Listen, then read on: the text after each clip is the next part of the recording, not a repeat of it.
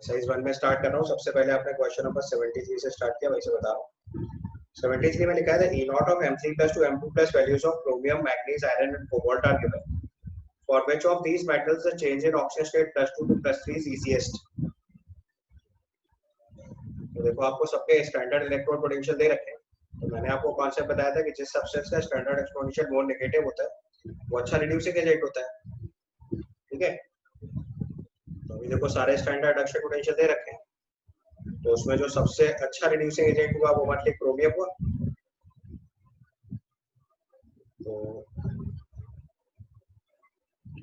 और अगर सबसे खराब कैटेगरी मार्क करेंगे यहाँ से तो आपको E naught of M3 plus to M2 plus दे रखा है। This is standard reaction potential. Block is the case, more negative standard reaction potential implies better reducing agent. यहाँ से आपको पता चल रहा है कि जो Cr2 plus है वो better reducing agent है।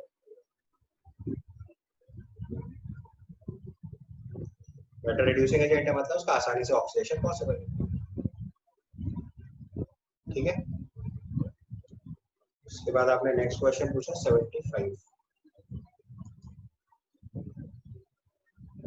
75 में लिखा था highest electrical conductivity of the following aqueous solution is of. उसमें लॉजिक लगाना है नंबर ऑफ आयंस किसमें ज्यादा होंगे। तो जो डाइफ्लोरो एसिटिक एसिड है उसमें -I कैरेक्टर सबसे ज्यादा लगेगा, तो स्ट्रॉन्गेस्ट एसिड हुआ। तो क्वेश्चन नंबर 75 में अगर आप पहले एसिटिक स्ट्रेंथ का ऑर्डर लिख लो तो ए जो है वो सबसे स्ट्रॉन्ग एसिड होगा, उसके बाद बी होगा, उसके बाद सी होगा और फिर डी होगा। ये स्ट्रेंथ ऑफ एसिडिक स्ट्रेंथ हो गया, ऑर्डर ऑफ एसिडिक स्ट्रेंथ हो गया। ठीक है, अब जो सबसे स्ट्रॉन्गर एसिड होगा वही सबसे ज्यादा स्ट्रॉन्गर एसिड जो है सबसे ज्यादा आयन जनरेट करेगा, produces more number of ions. जब ज्यादा आयन प्रोड्यूस करेगा तो ऑब्वियसली इसकी इलेक्ट्रिकल कंडक्टिविटी हायर आएगी। आयन प्रोड्यूस करने का अच्छा एसिडिक स्ट्रेंथ आपने समझ ही लिया होगा, -I ग्रुप बढ़ाने से एसिडिक स्ट्रेंथ इंक्रीज करती है कार्बोक्सिलिक एसिड की। तो अगर आप -I ग्रुप ऐड करोगे तो इससे कार्बोक्सिलिक एसिड की एसिडिक स्ट्रेंथ बढ़ती है।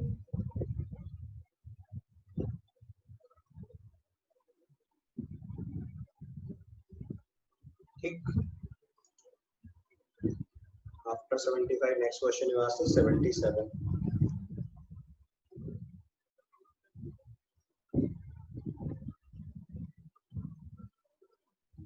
में देखो आपको इलेक्ट्रोलाइट दे रखा है KCl, KNO3, HCl, NaOH and NaCl.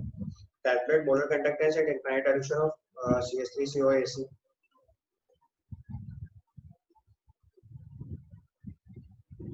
ठीक है, तो molar conductance at infinite addition of water using appropriate molar conductance of electrolyte listed above at infinite addition in water.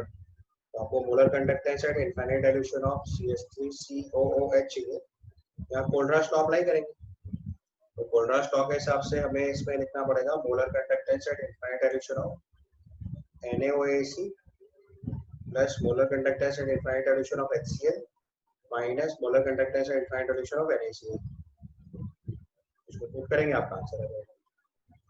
So NaOAC 91, HCl 426.2 minus 126.5। इसको solve कर लीजिएगा, आपका answer आ जाएगा।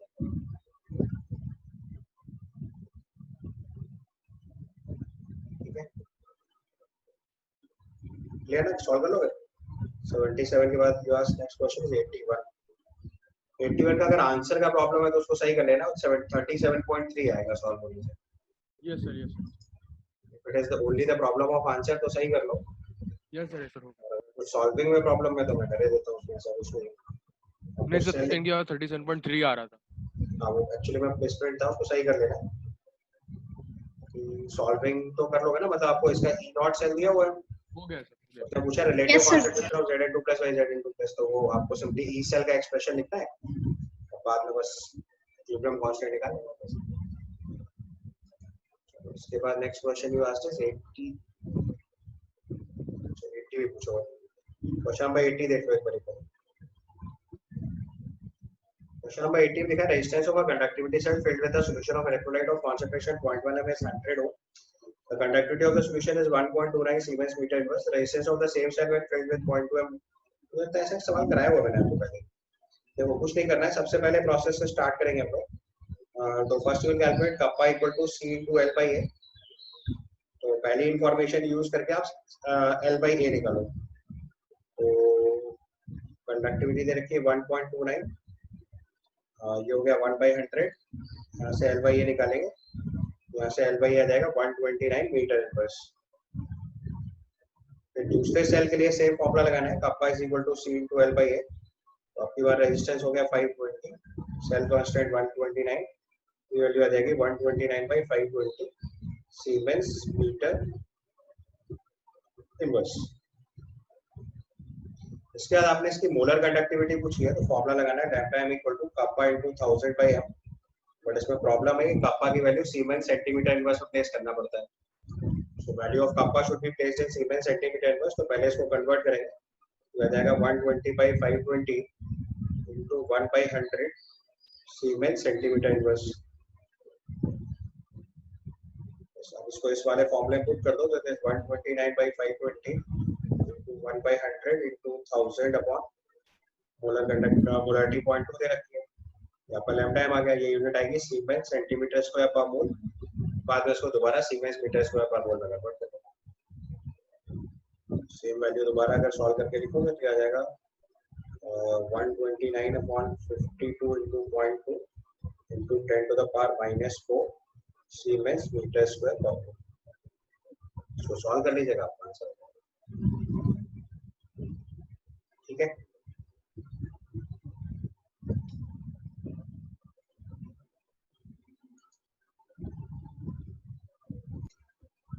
Question number 83 में आपको efficiency of the fuel cell लिखना है। तो फ्यूल सेल की एफिशिएंसी आपको बताइए, it is delta G by delta H. तो पहले आपको इसका डेल्टा एच रिएक्शन निकालना पड़ेगा। डेल्टा जी तो शायद गिवन है इस क्वेश्चन में। स्टैंडर्ड गैस energy of formation are given, standard enthalpy of combustion of methanol is given. तो आपको देखो डेल्टा एच की वैल्यू तो दे रखी है 726 किलोजूल पर मोल, जो नेगेटिव में होगा। उसका डेल्टा जी रिएक्शन अगर निकालेंगे तो delta G product minus reactant करेंगे, तो delta G of CO2 plus delta G of water into 2 minus delta G of ethanol. Oxygen आपका स्टैंडर्ड स्टेट में है, तो उसका एंथैल्पी ऑफ फॉर्मेशन 0 मान लेंगे, ठीक है। Substance state thermodynamically most stable allotropic form में 0 कंसीडर कर लेना। बस वैल्यू पुट करो फटाफट, उसका आंसर निकालो। तो आपको CO2 दे रखा है -394.4, वाटर दे रखा है -237.2 into 2, minus of minus methanol दे रखा है 166.2। इसको सिंप्लीफाई करके डेल्टा जी निकाल लेना, delta G by delta H, ठीक है। यहाँ से सॉल्व करके आपका हीट आ जाएगा।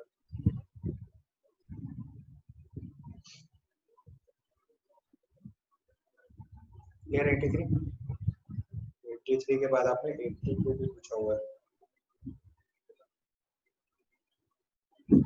82 में देखो लिखा है given E not of Cr3 + 2 Cr is -0.72 and Fe2 + 2 Fe is given -0.42। Potential of the cell लिखना है, तो पहले क्या करो, इसकी सेल इक्वेशन लिखो। तो क्रोमियम का ऑक्सीडेशन हो रहा है Cr3+ with the loss of the electron, और आयरन 2+ का रिडक्शन हो रहा है with the gain of 2 electron Fe solid. इस इक्वेशन को 2 से मल्टीप्लाई करो, उसको 3 से मल्टीप्लाई करो और ऐड करो। हमारी इक्वेशन आ जाएगी chromium solid plus 3Fe2 + aqueous gives Fe solid plus 2 Cr3 + aqueous। इस प्रोसेस में जो नंबर ऑफ इलेक्ट्रॉन एक्सचेंज हो गए वो गए 6। उसके बाद इसका E नॉट सेल लिखेंगे तो आएगा E nought RHS - LHS, so it is E nought of Fe2 + 2 Fe minus E nought of Cr3 + 2 Cr। E nought RHS - LHS is E not cell. उस E नॉट सेल की value put करो पहले तो।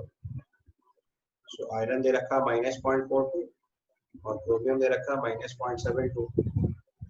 Value solve होके पहले 0.3 volt आ जाएगी।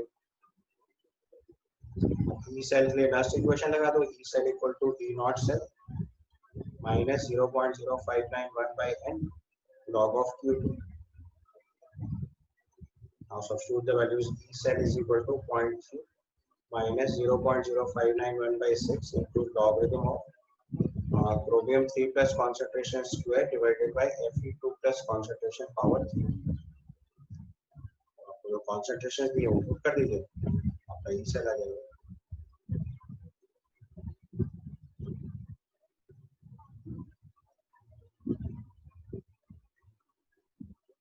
इसको solve करके answer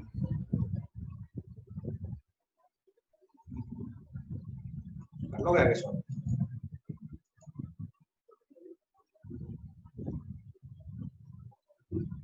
Zero point three minus 0.0591 by 6 to log of 10 to the power 4 आ जाएगा.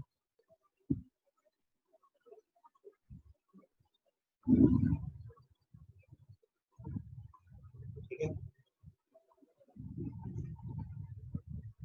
The next question you asked is 88.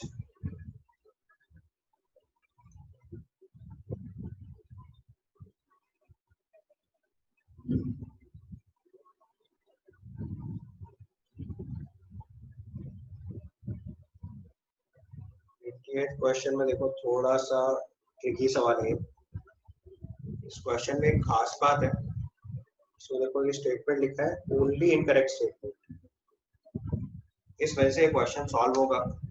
अगर इसमें ओनली इनकरेक्ट स्टेटमेंट की इन्फॉर्मेशन ना दी जाए तो इसका आंसर ए और बी दोनों लिखा जा सकता है. इसको ध्यान से समझना है. तो आपने जब रेडॉक्स रिएक्शन पढ़ा हुआ तब आपको ये चीज बताई गई होगी कि KMnO4 और एसिडिक मीडियम के लिए हम लोग डाइल्यूट H2SO4 यूज करते हैं. यहाँ पे HCl और HNO3 दोनों अवॉइड किए जाते हैं. HNO3 का लॉजिक तो आसानी से समझ आता है because HNO3 itself is an oxidizing agent. तो जिस सब्सटेंस को हम KMnO4 से ऑक्सीडाइज कराने वाले थे वो सब्सटेंस अगर हमारा HNO3 से ऑक्सीडाइज हो जाएगा तो हम ग्राम इक्विवेलेंट्स इक्वल नहीं कर पाएंगे, राइट. बट अगर हम यही चीज HCl के केस में लेंगे तो HCl की प्रॉब्लम क्या है कि इसमें क्लोराइड आयन प्रेजेंट है जिसका ऑक्सीडेशन पॉसिबल है. तो अगर KMnO4 या K2Cr2O7 में से कोई भी सब्सटेंस HCl को ऑक्सीडाइज करने लग गया तो जिस सब्सटेंस के ऑक्सीडेशन के आप इस रिएजेंट को यूज कर रहे थे उसके इक्विवेलेंट इसके इक्वल नहीं होंगे.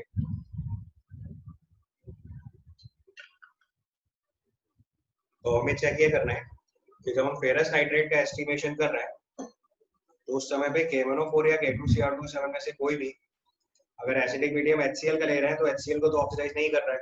ये चेक करना है बस. तो देखो इसको चेक करने के लिए आपको देखना पड़ेगा कि Cl- का ऑक्सीडेशन Cl2 में हो पा रहा है या नहीं हो पा रहा है. तो यू हैव टू चेक कि कोई फीजिबल सेल तो नहीं बन रहा है. तो हमने 88 क्वेश्चन में देखो हमारे पास एक इक्वेशन है MnO4 minus plus 8H plus 5 electron gives Mn2 plus 4 water. और दूसरी इक्वेशन में हमें Cl- को ऑक्सीडाइज कराना है. तो ये तो हमारे रिडक्शन का प्रोसेस हो गया. तो अगर Cl- को ऑक्सीडाइज करा के लिखना है तो रिवर्स रिएक्शन लिख लो. तो 2Cl- gives Cl2 plus 2 electron.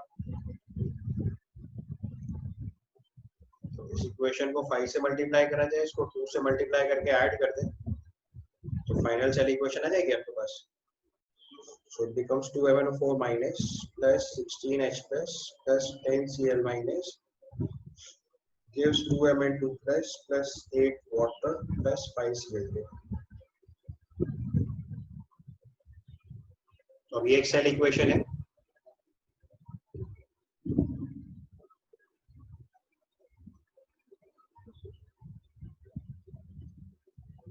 ठीक है. अब इस सेल इक्वेशन का अगर हम E नॉट सेल लिखेंगे so this comes out to be E naught RHS minus E naught LHS. So this becomes E naught of MnO4 minus 2 Mn2 plus minus E naught of Cl2 to Cl minus. So MnO4 minus 2 Mn2 plus is given 1.51. Cl2 to Cl minus is given 1.40. उसको simplify करेंगे तो 0.11 volt आ जाएगा.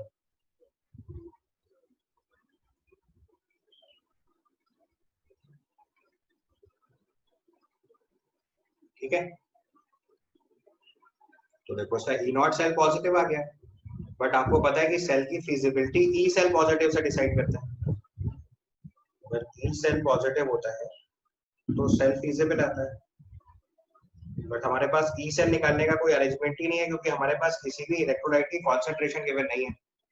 सो what we can calculate is only E not cell. What we can calculate is only E not cell. E cell calculate ही नहीं कर सकते क्योंकि किसी भी कॉन्सेंट्रेशन गिवन नहीं है। तो अभी ई नॉट सेल तो इसका पॉजिटिव आ रहा है, मतलब ये सेल फिजिबल हो सकता है। I am not very sure but it is possible. इसीलिए क्वेश्चन में पूछा गया, देखो ओनली इनकरेक्ट स्टेटमेंट, क्योंकि हमारे पास डेटा इनसफिशिएंट है क्वेश्चन में। यहां तक क्लियर हो गया?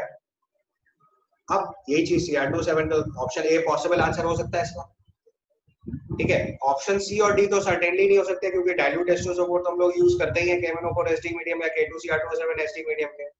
तो बस सिर्फ एक चीज इंश्योर करनी है कि अगर ऑप्शन बी आंसर नहीं हुआ तो ए सर्टेनली आंसर हो जाएगा, क्योंकि आपसे ओनली इनकरेक्ट पूछा है।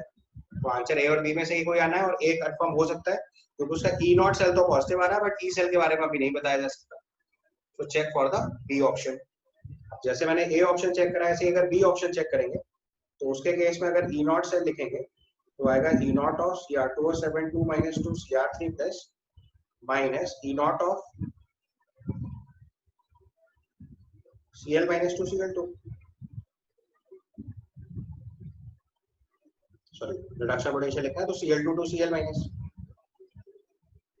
अब इसका स्टैंडर्ड रिडक्शन पोटेंशियल लिखोगे तो ये वैल्यू दे रखी है 1.4, सॉरी 1.38, और ये वैल्यू -1.4, तो ये -0.02 वोल्ट आ रहा है।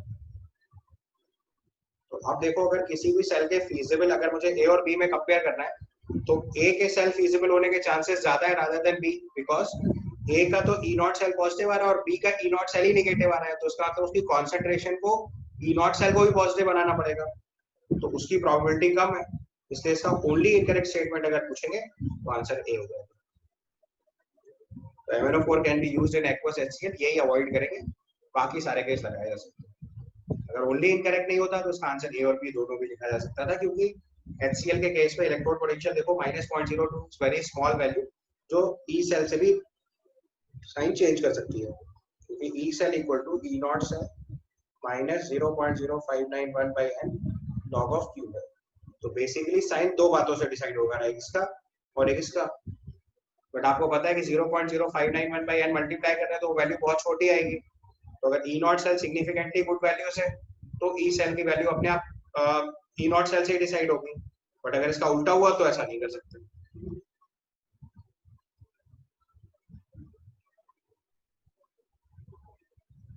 ठीक है, set okay.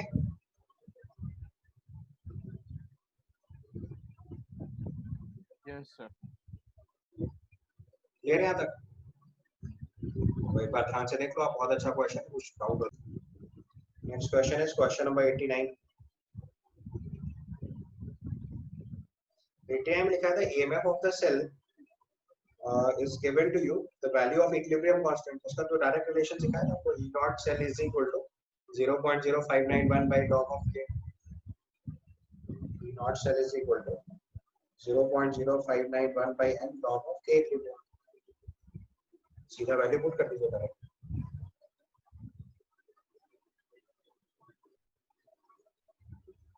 Just substitute the values and check।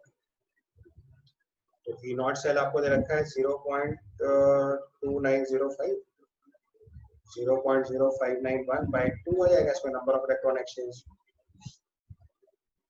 Log of K। यहाँ से इक्विलिब्रियम कांस्टेंट निकालना।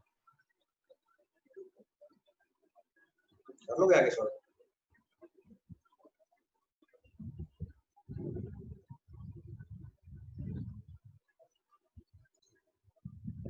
क्वेश्चन नंबर 91 में आपको जो एक्सप्रेशन दिया हुआ है उसको कंपेयर कर लो बस। तो इफ यू कंपेयर, पहली इक्वेशन है delta G is equal to delta H minus T delta S। दूसरी इक्वेशन दे रखी है delta G equal to delta H प्लस T times D delta G by dt at constant pressure। So if you compare, so it comes out to be delta S is equal to minus times D delta G by dt at constant pressure।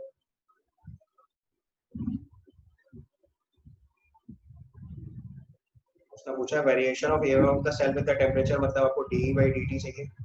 तो delta G की जगह minus N F E से लिख दो। जैसे आप ऐसा substitute करोगे तो ये आ जाएगा delta S is equal to N F D E by D T. यहाँ से D E by D T की वैल्यू आ जाएगी delta S by N F. तो बस सॉल्विंग करते जाना, जैसा दिया हुआ है बस उसी को कंपेयर करते चले जाओ।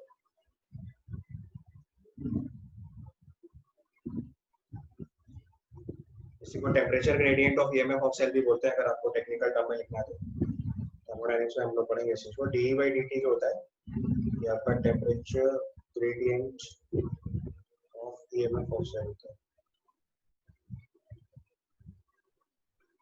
अदरवाइज इस क्वेश्चन में तो जैसा डेटा दिया था बस आपको वैसे सॉल्व करते चले जाना, तो आप रिजल्ट तक पहुंच जाएंगे।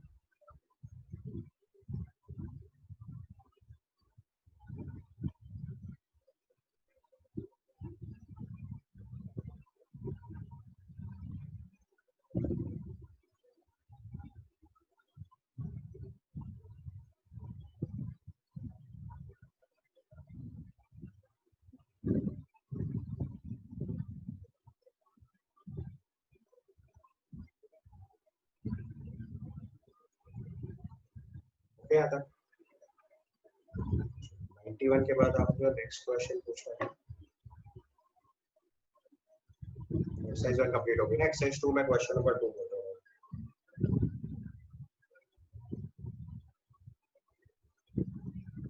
सुनो एक्सरसाइज 2 क्वेश्चन नंबर 2।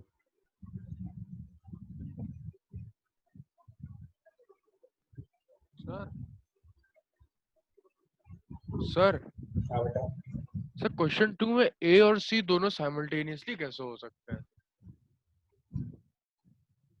A और C दोनों साइमल्टेनियसली कैसे हो सकता है? Sn2+ will be oxidized to Sn4+ first at anode and Cl- will be oxidized to Cl2 first at anode। अब ऑब्वियसली साइमल्टेनियसली होंगे। आपको लॉजिक समझाया था कि अगर हमारे पास टिंट, इसमें पहले ध्यान से देखना है आपको क्वेश्चन में, इसमें क्या कर रखा है, एक सॉल्यूशन है इसमें Na+, Sn2+, NO3- और Cl- और SO4- ये 4 आयन है, ठीक है। अब उसमें क्या कर रखा है, इसको इलेक्ट्रोलाइज करा रहे हैं सिल्वर एनोड और प्लेटिनम कैथोड के साथ। इसका मतलब जो कैथोड है वही केवल इनर्ट है, और सिल्वर जो इलेक्ट्रोड है वो तो इलेक्ट्रोड ऐसा है जो इलेक्ट्रोलाइसिस में पार्टिसिपेट कर रहा है। तो जो भी इलेक्ट्रोलाइट इलेक्ट्रोलाइसिस में पार्टिसिपेट करता है उसका इलेक्ट्रोलाइसिस पहले प्रेफरेंस करते हैं। तो आपको लॉजिक ये होगा कि एनोड में तो हमेशा सिल्वर का ऑक्सीडेशन होना है। एनोड जो सिल्वर का है वो तो सिल्वर ही ऑक्सीडाइज होगा और कोई ऑप्शन ही नहीं है, क्योंकि वहां तो इलेक्ट्रोड रिएक्शन में पार्टिसिपेट कर रहा है। अब कैथोड में चेक कर लो, कैथोड में जो आपके पास पॉसिबल आयंस आ रहे हैं वो है Na+, Sn2+ और H+। These are the possible ions। तो यहाँ पे Tin2+ जो है वो ऑक्सीडाइज होकर Tin4+ में जाएगा। सॉरी, एनोड में तो टिन की रिएक्शन ही नहीं हो सकती। एनोड पे तो केवल सिल्वर की ऑक्सीडेशन रिएक्शन होगी ना, ये वाली रिएक्शन होगी। जब तक हमारा इलेक्ट्रोड पार्टिसिपेट करता है रिएक्शन में तब तक इलेक्ट्रोलाइट चेक ही नहीं करते। यहाँ पे इनर्ट इलेक्ट्रोड है तो यहाँ प्रेफरेंशियल इलेक्ट्रोलाइसिस का रूल लगेगा, ठीक है।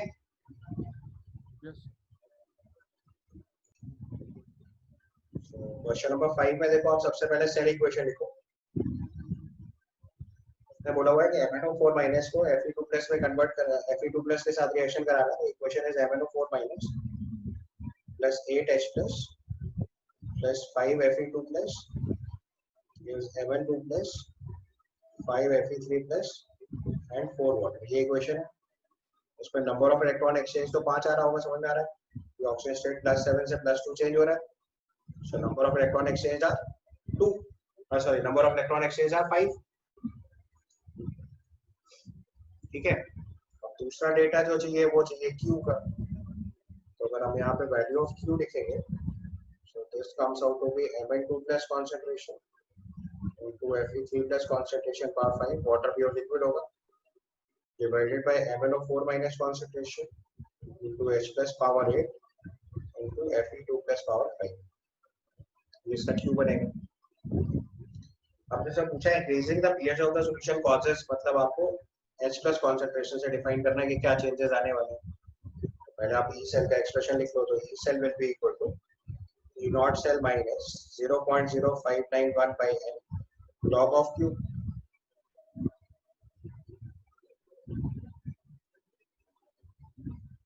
तो इसका मतलब बाकी कॉन्सेंट्रेशन कांस्टेंट रखते हुए केवल H प्लस कॉन्सेंट्रेशन चेंज करना है। तो उसने लिखा हुआ है इंक्रीजिंग पीएच। पीएच इंक्रीज करने का मतलब होता है H प्लस कॉन्सेंट्रेशन डिक्रीज करना। अगर H प्लस कॉन्सेंट्रेशन डिक्रीज करेंगे तो उसका मतलब जो Q वाला टर्म है वो इंक्रीज करेगा। Q वाला टर्म इंक्रीज करेगा तो लॉग वैल्यू इंक्रीज करेगी, और अगर लॉग वैल्यू इंक्रीज करेगी तो जो डिक्रीज सब्ट्रैक्शन कर रहे हैं हम लोग माइनस 0.0595 वो वैल्यू बढ़ गई। तो ई नॉट सेल में से बड़ी वैल्यू सब्ट्रैक्ट करेंगे तो ई सेल की वैल्यू डिक्रीज कर जाएगी। यहाँ से देखो पूरा मैथमेटिकल इंटरप्रिटेशन है, नथिंग बियॉन्ड दैट। उसने लिखा हुआ है increasing the pH of the solution. तो पीएच इंक्रीज करने का मतलब होता है H प्लस कॉन्सेंट्रेशन डिक्रीज। अगर H प्लस कॉन्सेंट्रेशन डिक्रीज कर रहे हो तो देखो नीचे H प्लस कॉन्सेंट्रेशन कहाँ रही है, डिनोमिनेटर में। तो अगर आप H प्लस की वैल्यू डिक्रीज करा रहे हो उसका मतलब लॉग वाली जो वैल्यू है के अंदर जो Q वैल्यू लिखी हुई है वो क्या कर रही है, इंक्रीज कर रही है। Q इंक्रीज कर रहा है तो log Q इंक्रीज कर रहा है, और log Q इंक्रीज कर रहा है तो E नॉट सेल में से जो वैल्यू सब्ट्रैक्ट कर रहे हैं वो बढ़ा रहे हैं, मतलब E सेल की वैल्यू कम हो जाएगी।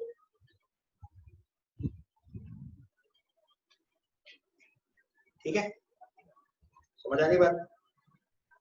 इसके बाद आपने क्वेश्चन नंबर 6 पूछा। 6 में लिखा है cell EMF could be increased in the above standard EMF by, वही सेम लॉजिक देखो फिर से। क्वेश्चन नंबर 6 भी बिल्कुल इसी तरीके से चेक करो, सेम प्रोसीजर से,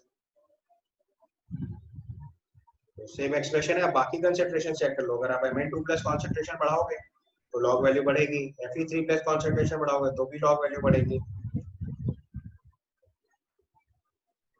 इसके बाद MnO4 माइनस कॉन्सेंट्रेशन डिक्रीज करोगे तो 1/q इंक्रीज करेगा। pH डिक्रीज करोगे तो H प्लस इंक्रीज करेगा, Q वैल्यू डिक्रीज करेगी, लॉग वैल्यू डिक्रीज कर जाएगी, E सेल इंक्रीज कर जाएगा। ठीक है, आंसर हो जाएगा। बेसिकली आपको Q चेक करना है, तो अगर आपने pH यहाँ पे डिक्रीज करा इसका मतलब H प्लस इंक्रीज करा, इसका मतलब Q वैल्यू डिक्रीज करेगी, इसका मतलब E सेल वैल्यू इंक्रीज करेगी।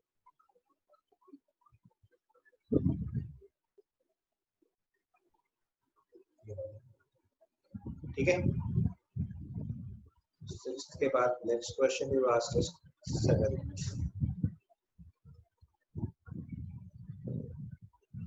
7 में लिखा है decreasing Fe3 plus to 0.5 keeping all other concentrations unity, the EMF of the cell will be changed by, तो वही ऊपर वाला एक्सप्रेशन लगा, तो E cell equal to E naught cell minus 0.0591 by 5। Fe3 plus concentration पहले कितनी थी वो देखो एक बार इधर।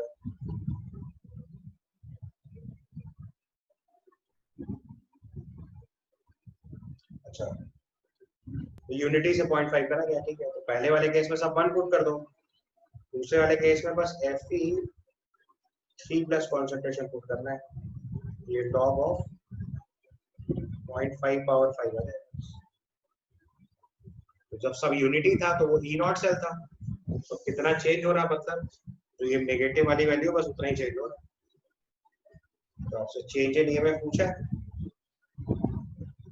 तो यहाँ पे जो ईएमएफ का चेंज आ रहा है वो केवल लॉग वाली वैल्यू होगी, क्योंकि जो स्टार्टिंग ईएमएफ है वो तो ई नॉट सेल है क्योंकि सब यूनिटी से लिया गया है। तो ईएमएफ चेंज अगर लिखेंगे हम तो आ जाएगा माइनस 0.0591/5 लॉग ऑफ 0.5 पावर 5। इसको सॉल्व कर लीजिएगा, 5 कैंसिल हो जाएगा, log 0.5 को log 1/2 लिख देना, माइनस साइन कैंसिल हो जाएगा, log को मल्टीप्लाई करना है, तो वैल्यू 0.0591 log 2 आंसर हो जाएगा। 018 मल्टीप्लाई करके चेक कीजिए, देखो ये आंसर। जैसे हमने क्वेश्चन नंबर 7 सॉल्व किया, बिल्कुल similar to that question number 8 solve कर दो। 8 में क्या करना है, MnO4 minus E concentration change कर दो, तो हमारी इक्वेशन आ जाएगी E cell equal to E not cell minus 0.0591 by n log of 1/0.5।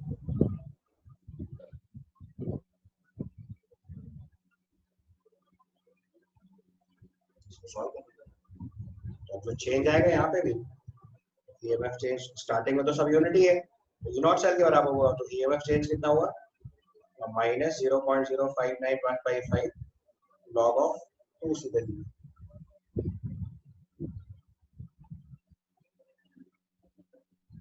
मैंने 0.5 नथिंग बट इसको सॉल्व करिएगा तो नेक्स्ट आंसर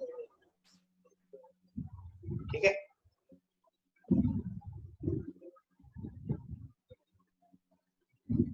इसके बाद आपने क्वेश्चन नंबर 10 पूछा है।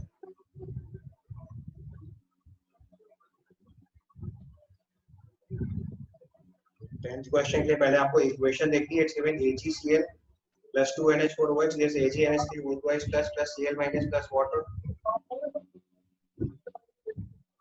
उसका आपको K इक्विलिब्रियम लिखना है। ऊपर वाली दोनों इक्वेशन के देखो डेल्टा G नॉट दे रखे हैं, तो सेकंड वाली इक्वेशन को 2 से मल्टीप्लाई करके फर्स्ट इक्वेशन में ऐड किया हुआ है, तो डेल्टा G नॉट आ जाएगा, उससे माइनस RT/ln K इक्विलिब्रियम करके K इक्विलिब्रियम।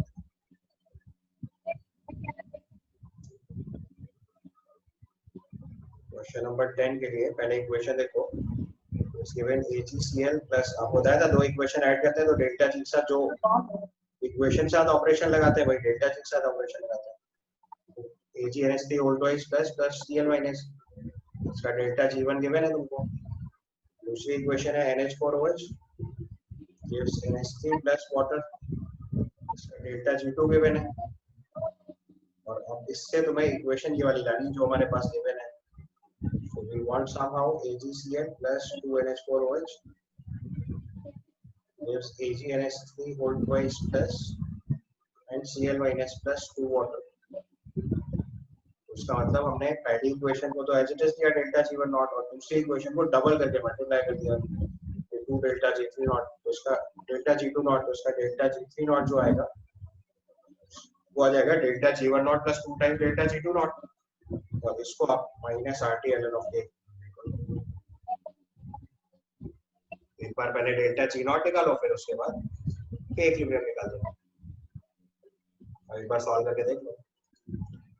आपने डेल्टा G3 नॉट निकाला 34.65 किलो जूल, तो उसको जूल्स में कन्वर्ट करो equal to minus RT/ln of K की जगह 2.303 RT log of K equilibrium लगाओ।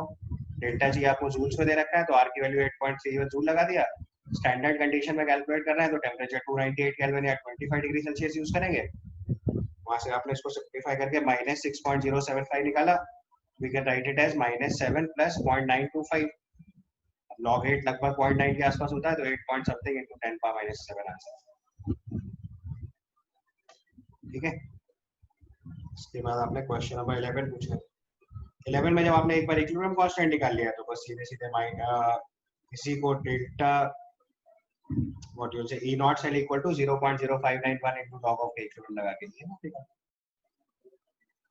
आप log ऑफ K इक्विलिब्रियम तो निकाल चुके ना ऑलरेडी, तो यहाँ एक्सप्रेशन लगाएंगे E not cell is equal to 0.0591 by n log of K इक्विलिब्रियम। ये एक्सप्रेशन लगा के दिया। ठीक है। Yes sir. सर इसमें n की वैल्यू क्यों? n की वैल्यू बेटा इसमें देखो AgCl है तो जो भी चेंज आएगा वो एक ही इलेक्ट्रॉन का हो सकता है क्योंकि सॉल्ट वाले से n फैक्टर नहीं। AgCl is Ag plus Cl minus, तो उसका चार्ज कैरियर Ag plus ही तो है या Cl minus है या AgNH3 whole twice plus है, सब चार्ज कैरियर +1 चार्ज के हैं तो we'll simply use 1। ओके क्योंकि ऐसे देख के तो ये रेडॉक्स रिएक्शन नहीं है तो इसका मतलब इसको सेल बनाना पड़ा होगा किसी दूसरे तरीके से। अगर सेल बनाना पड़ेगा तो हम इसके चार्ज कैरियर्स के बेसिस पे लिख देंगे।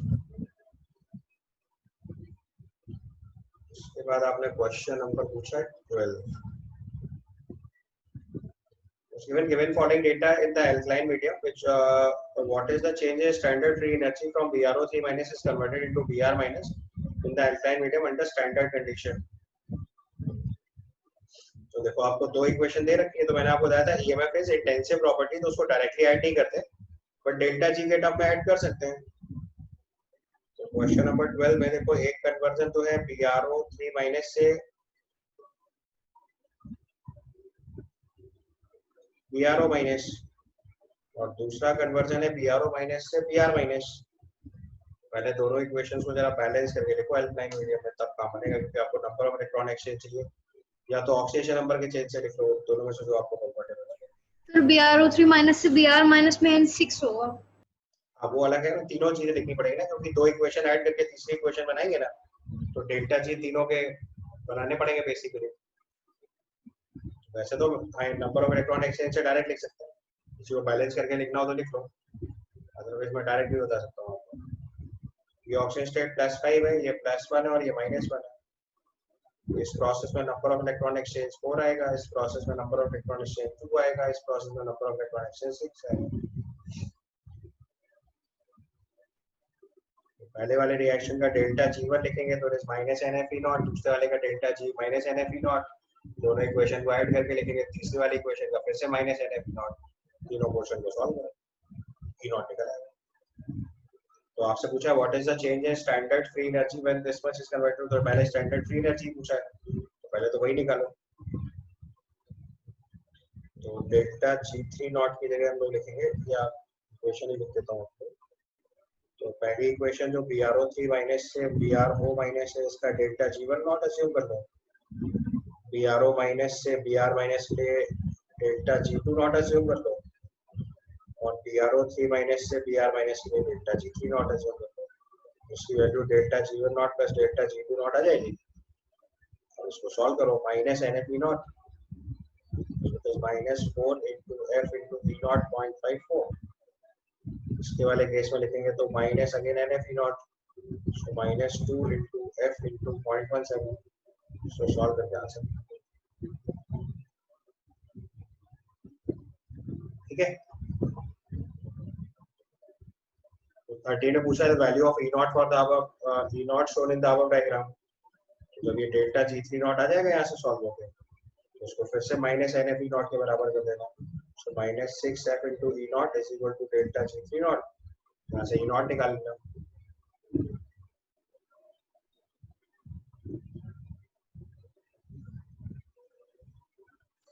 लास्ट पार्ट में पूछा है which of the following can show disproportional reaction in the alkaline medium. Disproportional का मतलब उसका ऑक्सीडेशन रिडक्शन दोनों फेवरेबल होना चाहिए, तो BrO माइनस काम करेगा, BrO माइनस ऑक्सीडाइज होकर BrO3 माइनस बना सकता है, रिड्यूस होकर Br माइनस बना सकता है। एक बार पूरा सवाल ठीक से चेक कर लो, इंपॉर्टेंट पैराग्राफ है, आपके पैकेज में सारा सवाल पूरा ध्यान से देख लो, कोई पार्ट आप नहीं कैलकुलेट कर पा रहे हो। डिस्प्रोपोर्शनल का मतलब होता है that oxidation as well as reduction takes place for the same substance, तो वैसा तब हो पाएगा जब उसके लिए ऑक्सीडेशन और रिडक्शन दोनों फेवर करता हो। वो डिस्प्रोपोर्शनली आपको चेक करना पड़ेगा कि सब्सटेंस का ऑक्सीडेशन रिडक्शन होगा या नहीं होगा। आपके पास एक ही सब्सटेंस है जिसका डेटा अवेलेबल है, दैट इज BrO माइनस, तो उसके लिए चेक करते हैं पहले, तो BrO माइनस अगर रिड्यूस होगा तो Br माइनस में जाएगा, और ऑक्सीडाइज होगा तो BrO3 माइनस में जाएगा। तो अगर हम इसका सेल बनाएंगे तो E0 RHS माइनस LHS करेंगे, तो E0 of BrO minus two Br minus minus E0 of BrO3 minus two BrO minus. एक वैल्यू दे रखी है 0.7 वोल्ट, दूसरी वैल्यू दे रखी है -0.54 वोल्ट। चेक कर लीजिए, मेरी समझ से नेगेटिव आ जाएगा जहां तक पता है। BrO minus two Br minus की वैल्यू डालेंगे तो 0.17 volt, minus BrO3 minus two Br minus is 0.54 volt, तो ये वैल्यू नेगेटिव आ रही है। उससे पता चल रहा है कि BrO माइनस का डिस्प्रोपोर्शनल फेवर अभी नहीं करेगा।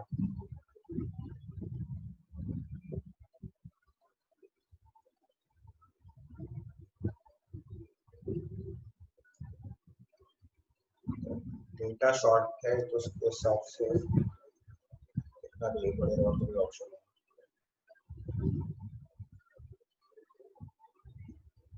मतलब इस क्वेश्चन में एक्चुअली प्रॉपर डेटा नहीं है, तो इतना ही लिख सकते हैं, जितना डेटा आ रहा है उससे ही बता सकते हैं कि इसका डिस्प्रोपोर्शनल फेवर नहीं करना है इस रिएक्शन के हिसाब से, तो हमें आंसर इसका BrO3 माइनस दे सकते हैं।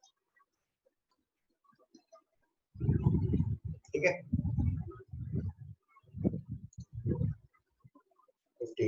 15 what will be the electrolytic product when of 100 ml 1m NaCl in solution। ठीक क्या पूछ रहे हो, aqueous NaCl की इलेक्ट्रोलाइसिस से क्या क्या बनता है, हाइड्रोजन क्लोरीन और Na, स्टैंडर्ड सवाल। अगले पार्ट में पूछा what will be the pH of the resulting solution upon passage of 0.2 Faraday charge. ये चेक कर लो एक बार। आपके पास 100 ml 1 m NaCl है, तो NaCl के इलेक्ट्रोलिसिस में कितना चार्ज रिक्वायर्ड है वो निकालिए सबसे पहले। NaCl हमारे पास है 100 ml 1 m, मतलब 0.1 मिलीमोल या 0.1 मोल बेसिकली। 0.1 मोल NaCl के इलेक्ट्रोलिसिस के 0.1 फैराडे चार्ज रिक्वायर्ड है, और आपने 0.2 फैराडे चार्ज पास किया हुआ है।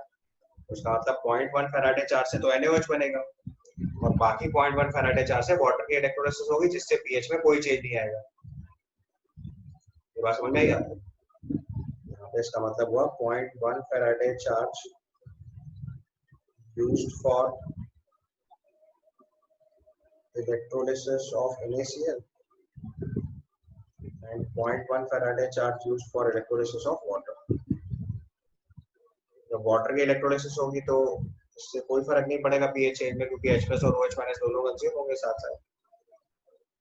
तो उससे कितना अमाउंट आएगा चेंज वो आप नहीं बता सकते, पीएच में कोई चेंज नहीं आएगा। NaCl के इलेक्ट्रोलिसिस से NaOH बनेगा, तो जितने मोल NaCl की इलेक्ट्रोलिसिस होगी उतने ही मोल NaOH बनेगा एक्चुअली में। यहाँ से जो NaOH प्रोड्यूस होगा वो 0.1 मोल होगा, और तो उसका 100 ml दे रखा है तो 1 m आ जाएगा। 1 m आ जाएगा तो उससे pOH लिख देना, pH लिख देना।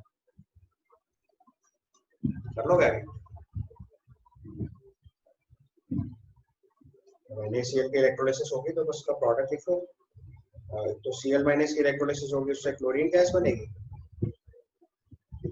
दूसरे इलेक्ट्रोड पे 2H+ accept 2 electron will form hydrogen gas. जो यहाँ से Na+ बचा और जो OH- बना वो NaOH बनाएगा। जितने फैराडे चार्ज पास किया उतने ही Na+ आपके पास है एक्चुअली में। Na+ OH- कितना बनेगा? 0.1 मोल।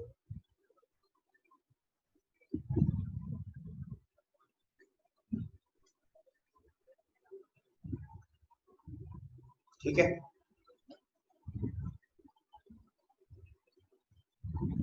इससे पहले pOH निकाल लेना, फिर pH निकाल लेना। अगले पार्ट में पूछा है what will be the volume of the total gases obtained at STP when 0.1 faraday charge is passed.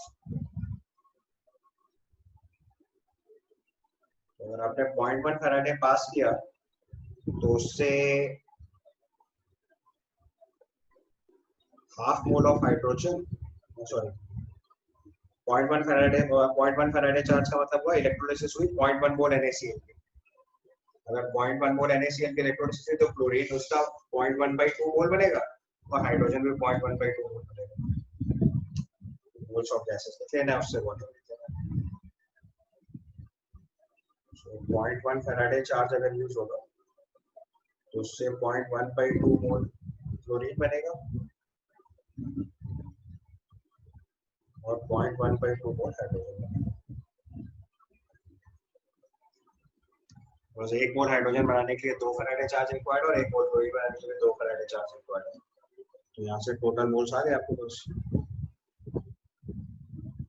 0.1। इसका वॉल्यूम लिख दीजिए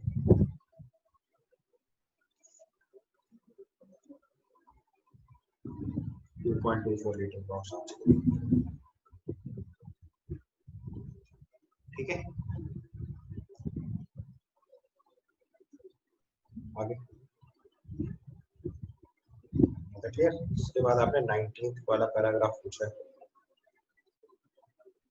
थोड़ा बड़ा पैराग्राफ है, पहले आप एक बार क्वेश्चन पढ़ लो तो मैं आपको बताना शुरू करूँ। आप देखो, अगर हम इसकी सेल पहले सबसे पहले पैराग्राफ आपने पढ़ लिया, अब एक बार फटाफट क्वेश्चन देखते चलो। तो पहले क्वेश्चन में देखो उसने 18th क्वेश्चन में 18th में तो आपने सीधे सीधे कन्वर्ट कर लिया कि Ni+ जो है वो टेट्राहेड्रल वॉइड में है, और Mn4+ जो है वो ऑक्टाहेड्रल वॉइड में है। तो टेट्राहेड्रल वॉइड का कोऑर्डिनेशन नंबर 4 होता है, और ऑक्टाहेड्रल वॉइड का कोऑर्डिनेशन नंबर 6 होता है।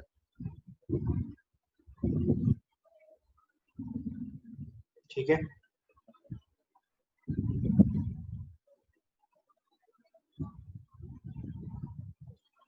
अगले केस में देखो उसने रिएक्शन में बोला हुआ है कि चार्जिंग और डिस्चार्जिंग दोनों प्रोसेस लिख रखे हैं। तो पहले केस में क्या हो रहा है कि जो Li+ है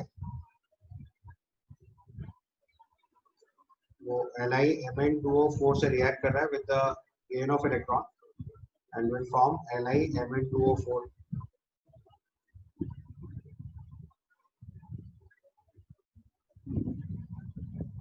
ठीक है,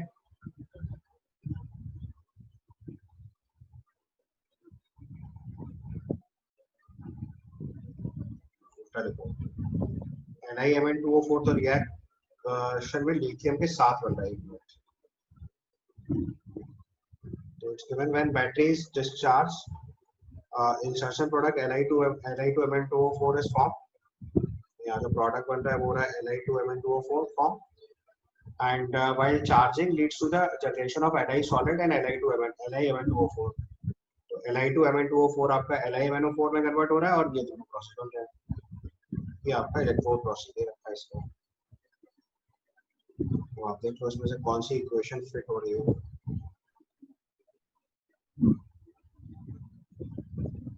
ठीक है, तो लिथियम आयन की सारी इक्वेशन बन गई। उसने क्वेश्चन में जो इसमें आप कुछ कर नहीं सकते क्योंकि ये एक्सपेरिमेंटल डेटा है, जो क्वेश्चन में गिवन है वही लिखना पड़ेगा। तो उसने बोला हुआ है कि एक LiMn2O4 है और एक Li2Mn2O4 है, तो दोनों अलग अलग सब्सटेंस क्रिएट कर रहे हैं। तो लिथियम सॉलिड आयन जो है वो Li+ में ऑक्सीडाइज हो रहा है और बाद में जो Li+ बन रहा है वो LiMn2O4 से रिएक्ट करने के बाद Li2MnO4 बना रहा है। ठीक है, उसके बाद अगले पार्ट में उसने पूछा है what is the additional weight of the car in the petrol tank if replaced by the lead storage battery of equivalent capacity. उसके लिए देखो क्वेश्चन का लास्ट में डेटा पढ़ना पड़ेगा। It's given in order to evaluate the battery performance we use the information that typical family car of 1000 kg requires at least 5 kilowatt of energy to move 50 kilometre. तो यहीं से लिखना शुरू करते हैं कि अगर हमें 50 किलोमीटर का ट्रैवल करना है तो हमें जो पावर चाहिए वो चाहिए 5 किलोवाट आवर। और इस प्रोसेस में आपका 5 लीटर पेट्रोल कंज्यूम होता है और जो पेट्रोल टैंक है वो 50 लीटर की कैपेसिटी का है। तो अगर हम 50 लीटर पेट्रोल यूज करेंगे तो ये 500 किलोमीटर के लिए काम करेगा और उसके लिए जो हमें पावर रिक्वायरमेंट होगी वो 50 किलोवाट आवर हो जाएगी। तो समझ गए पहले।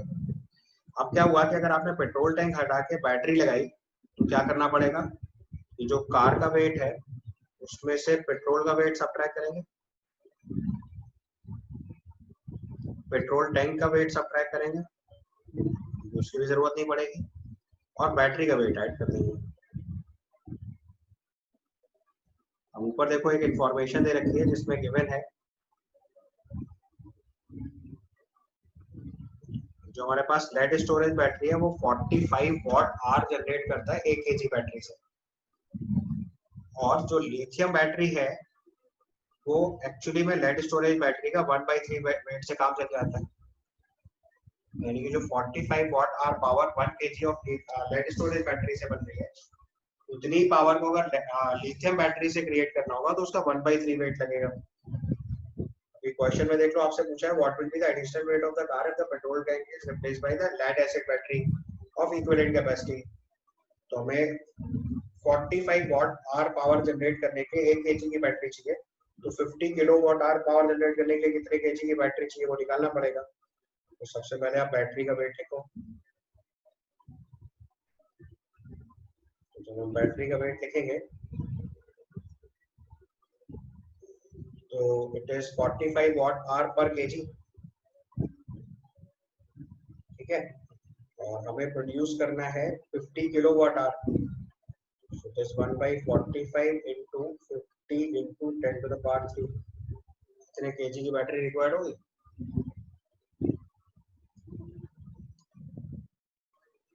अब आपको उसने पूछा है क्वेश्चन में, ध्यान से पूछो। क्वेश्चन में पूछा है what will be the additional weight of the car if the petrol tank is replaced by the lead storage battery of equivalent capacity. कितना एडिशनल वेट लाना है वो निकालना पड़ेगा आपको। ये देखो प्रैक्टिकल क्वेश्चन है एक तरीके से देखो तो। आपको 1000 kg की कार है तो जो एडिशनल वेट आ रहा है वो बैटरी माइनस पेट्रोल टैंक को सीधे सीधे इतना क्यों सॉल्व करें, हम सीधे एडिशनल वेट निकाल लेते हैं। एडिशनल वेट आएगा वो आएगा 1/45 into 50 into 10 to the power 3। ये तो बैटरी का वेट आया। अब जो कम हुआ वो हुआ 10 kg फ्यूल टैंक का वेट कम हुआ, और पेट्रोल अपनी लग रही है 50 लीटर ऑफ अ डेंसिटी 0.756। इसको सॉल्व करके निकाल लीजिए, आपका एडिशनल वेट है जो बैटरी लगाने की वजह से डालना पड़ेगा। 20 टन हो गया ना। अब चलो 22 में देखो। 22 में अगर हमारे पास 200 kg लिथियम आयन बैटरी है,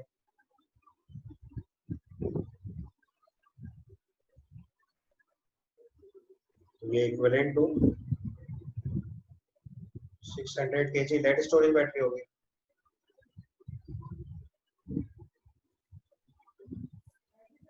तो 600 kg की अगर लेड स्टोरेज बैटरी ले रहे हैं तो 600 into 45/1000 किलोवाट आवर की पावर जनरेट हो जाएगी इससे। आपको पता है कि 5 किलोवाट आवर से 50 किलोमीटर ट्रैवल करते हैं, तो 600 into 45/1000 किलोवाट आवर से कितना ट्रैवल करेंगे बता लीजिए। तो 600 into 45/1000 into 10 कितने किलोमीटर ट्रैवल करेंगे, ये आपका आंसर है। आप सॉल्व करके देखिए।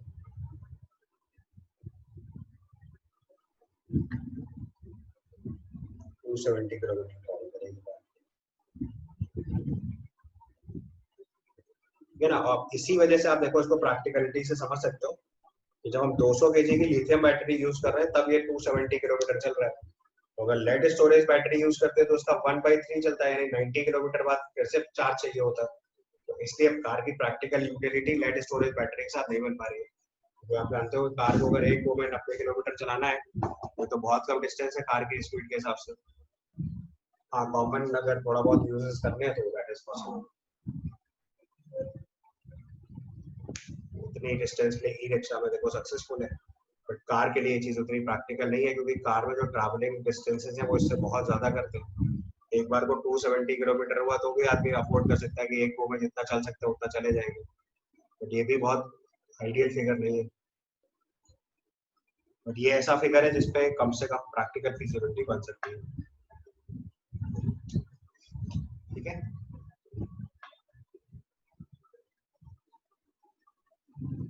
और तो प्रैक्टिकली बैटरी कार्स आएंगी फ्यूचर में, तो मतलब हमने इस डायरेक्शन में बहुत काम कर लिया। अब now it is practically feasible. ये क्वेश्चन आपको उसी बारे में पूरी इंफॉर्मेशन है कि कैसे बैटरी को प्रैक्टिकली यूज करेंगे। चलो इसके बाद आपने नेक्स्ट क्वेश्चन जो है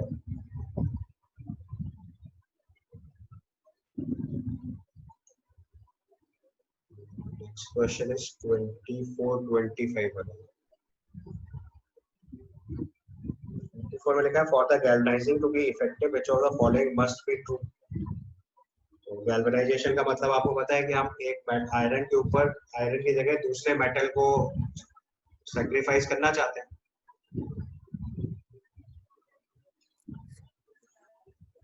23 तो थ्योरेटिकल क्वेश्चन है बेटा, ऊपर वाला पैराग्राफ पढ़ लो आपको समझ जाएगा। Bicarbonate ion acts as an acid in the reaction. It could be referred to the another term because of its action and one of its reaction involved. How the action can be described. ऊपर ध्यान से देखो कि अगर हम अपना जो what you will say corrosion process में Fe से Fe2+ बना रहे हैं और ऑक्सीजन से OH- आयन बना रहे हैं, अगर बाइकार्बोनेट आयन ऐड कर रहे हैं तो OH आयन को कंज्यूम कर ले रहा है, और वो OH आयन को कंज्यूम कर लेगा मतलब मीडियम एसिडिक नहीं होगा, तो कोरोजन आपका स्टॉप कर जाएगा। ये उसका प्रोसीजर है। तो बाइकार्बोनेट आयन जो है वो ऑक्सीजन वाली रिएक्शन को अफेक्ट कर दे रहा है, ठीक है। तो सीधे पैराग्राफ से पढ़ के लिखना है, ऊपर से पढ़ के समझ जाओ। तो देखा for the galvanisation to be effective which of the following must be true. तो गैल्वेनाइजेशन प्रोसेस का मतलब क्या हुआ कि आपके एक आयरन की रस्टिंग के बजाय किसी दूसरे सब्सटेंस की रस्टिंग शुरू हो जाए। तो ऐसा इसका तरीका क्या बताया था कि आयरन से अच्छा एनोड सिलेक्ट करना पड़ेगा, तो हमें ऐसा सब्सटेंस लेना पड़ेगा जिसका standard reduction potential more negative हो than iron. Standard reduction potential of that substance should be more negative than iron. तो आयरन का इलेक्ट्रोड पोटेंशियल उस सब्सटेंस से ज्यादा बन जाएगा, तो आयरन कैथोड हो जाएगा, जिंक एनोड हो जाएगा, तो गैल्वेनाइजेशन प्रोसेस फेवर कर जाएगा, ठीक है। उसके बाद आपने नेक्स्ट क्वेश्चन जो पूछा है that is question number 41। In between और कोई सवाल नहीं है? 30 है। 30th में लिखा है specific conductance decreases with dilution where as equivalent conductance increases. उसका लॉजिक समझाया था आपको कि स्पेसिफिक कंडक्टेंस जो है वो डिपेंड करती है number of ions per unit volume पे, और जो इक्विवेलेंट कंडक्टेंस है उसके लिए lambda m equal to lambda infinite dilution minus a root c से वर्कआउट करता है। उसने लिखा हुआ dilution number of ions per millilitre decreases but total number of ions increases considerably. तो नंबर ऑफ आयंस पे जो डिपेंडेंट फिनोमेनन है वो मोलर कंडक्टेंस है, इक्विवेलेंट कंडक्टेंस है। जितने ज्यादा आयंस होंगे उतनी ज्यादा वैल्यू आएगी। और जो कंडक्टिविटी है वो number of ions per unit volume पर डिपेंडेंट है। तो अगर आप डाइल्यूशन करते हैं तो स्पेसिफिक कंडक्टेंस डिक्रीज करता है या कंडक्टिविटी डिक्रीज करती है, और मोलर कंडक्टेंस या इक्विवेलेंट कंडक्टेंस इंक्रीज करता है। अब इस इंक्रीज में भी मैंने आपको क्लियर किया था कि स्ट्रॉन्ग इलेक्ट्रोलाइट के केस में ये स्लो इंक्रीज होता है और वीक इलेक्ट्रोलाइट्स के केस में ये स्टीपली इंक्रीज करता है। ठीक है, 30th के बाद योर नेक्स्ट क्वेश्चन 32 में लिखा है equivalent conductance of all electrolytes decreases with the increasing concentration, lesser number of ions are available per gram equivalent at higher concentration। हाँ तो ये भी ठीक है, मतलब इसमें स्टीप और डिफरेंस है, अदरवाइज इंक्रीज तो दोनों के लिए है। आपको 31 के लिए कॉन्सेप्ट बताया था lambda m equal to lambda m at infinite dilution minus a root c, ये फॉर्म लगता है। तो अगर आप कॉन्सेंट्रेशन इंक्रीज करोगे इसका मतलब लैम्डा m डिक्रीज करेगा। So equivalent conductance of electrolyte decreases with the increase in concentration. Lesser number of ions are available per gram equivalent at higher concentration. Same logic.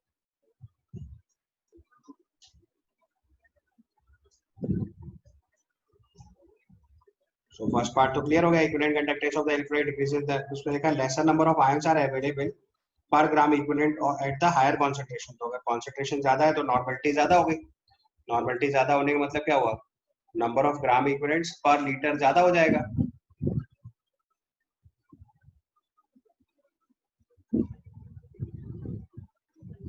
Statement तो गड़बड़ी हो गया, lesser number of ions are available per gram equivalent at the higher concentration.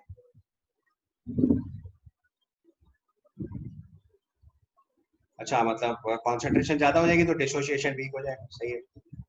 अगर weak electrolyte का case ले लोगे तो higher concentration पर डिसोसिएशन कम होगा तो number of ions can produce come produce होगा।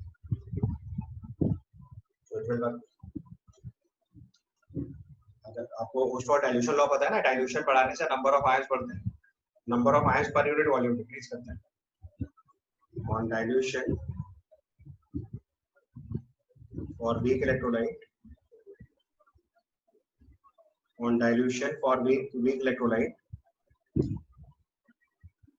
on dilution for weak electrolyte,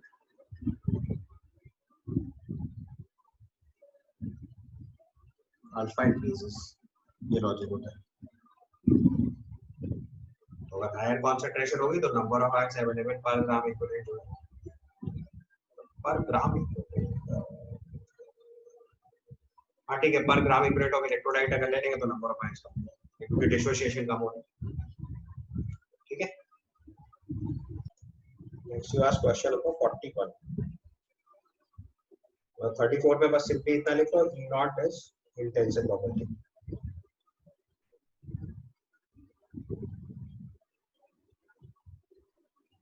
forty one question में देखो थोड़ा सा ज्यादा दिमाग खर्च होगा, आपको पहले सारे पीएच रिपोर्ट करने पड़ेंगे। 41 में उसने बोला हुआ maximum potential of hydrogen electrode, और आप राइट साइड में देखो स्टैंडर्ड रिडक्शन पोटेंशियल आपको रिपोर्ट करना है। Partial pressure of hydrogen is given. तो अगर स्टैंडर्ड रिडक्शन पोटेंशियल लिखेंगे तो 2H+ + 2 इलेक्ट्रॉन के हाइड्रोजन गैसियस ये फॉर्म बनेगी। तो अगर हम E लिखेंगे तो उसका लिखेंगे E नॉट तो 0 होता है, -0.0591/2 log of partial pressure of hydrogen upon H+ concentration square। Partial pressure देखो हाइड्रोजन का हर केस में 1 atm दे रखा है तो वो टर्म हटा दो, तो इस वैल्यू को लिख सकते हैं -0.0591/2 log of H+ concentration square, और ये प्लस हो जाएगा। अब यहाँ से 2 कैंसिल कर दो, ये वैल्यू आ जाएगी -0.0591 minus times log of H+ concentration, और minus times log of H+ concentration को हम लोग pH लिख सकते हैं, ये -0.0591 into pH आ जाएगा स्पेस में। ये आपके हाइड्रोजन इलेक्ट्रोड का स्टैंडर्ड रिडक्शन पोटेंशियल का फॉर्मूला बन गया पहले। अब उसने पूछा मैक्सिमम पोटेंशियल आना है, मैक्सिमम पोटेंशियल आना है मतलब मिनिमम पीएच आना है, मिनिमम पीएच 0 डाल दो, पीएच 0 डालोगे तो इससे 0 आ जाएगा। इसके बाद मैक्सिमम पोटेंशियल आना है, सॉरी मिनिमम पोटेंशियल आना है तो नेगेटिव आ जाएगा, तो पीएच की मैक्सिमम वैल्यू डाल दो 14। pH potential of hydrogen electrode when it is set up with 1 mkcl, तो 1 mkcl is salt of strong acid strong base, मतलब pH is 7, salt of strong acid strong base is neutral, pH is 7। और अगले case में लिखा है potential of hydrogen electrode set up is 0.5 mScl, तो इसका pH निकाल के लाइन से सॉल्व करते हैं। एक बार pH की वैल्यू 0 डालो, एक बार pH 14 डालो, एक बार pH 7 पुट करो और एक बार pH की वैल्यू निकाल लो minus times log of H plus.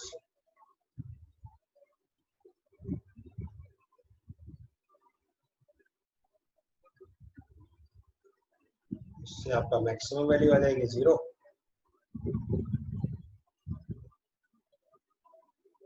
इससे मिनिमम वैल्यू आ जाएगी -0.0591 into 14, इससे आपकी गिवन वैल्यू आ जाएगी -0.0591 into 7। यहाँ से सॉल्व करके निकाल लो -0.0591 और इसको लिखेंगे तो ये आ जाएगा 0.5 is 1/2 बेसिकली into log 1। सारे आंसर निकाल के वेरीफाई कर लो, कुछ डाउट है तो बताइए।